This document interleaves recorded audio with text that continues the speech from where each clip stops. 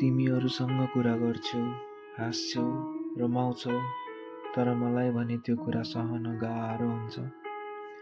म तिमीलाई रोक्न खोज्छु किनभने मेरो मनमा तिमी प्रतिको माया यति धेरै छ कि तिमीले अरूसँग बाँड्न सक्दिन।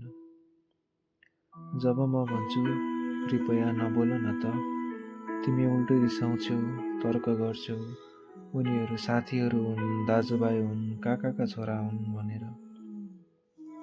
म ती सबैलाई चिन्दिन। मलाई थाहा छैन उनीहरू तिमीप्रति कस्तो भावना राख्छन्, तर मलाई तिमीप्रति भएको मेरो भावनाले मात्रै थाहा छ कि तिमी अरूसँग कुरा गर्दा मेरो मनमा एक प्रकारको पीडा बस्छ।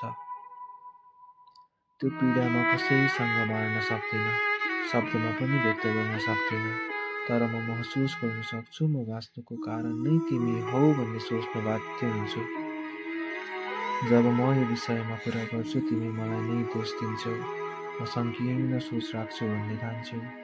तिमी आफ्नो कारण बताउँछौ तर मेरो पीडा बुझ्ने प्रयाससम्म पनि गर्दिनौ।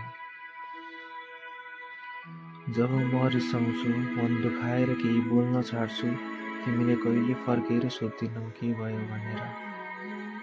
बरु उल्टै तिमी झन् टाढा जान्छौ, बोल्न छाड्छौ, मलाई उपेक्षा गर्छौ।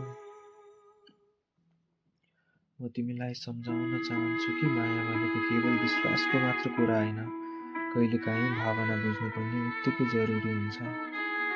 म तिमीलाई शङ्का गरेर होइन, तिमीलाई माया गरेर रोक्न चाहन्छु। म मेरो अधिकार लड्न खोजिरहेको छैन, म तिम्रो भावना मात्र बुझ्न खोजिरहेको छु। तर तिमी किन यो कुरा बुझ्दैनौ?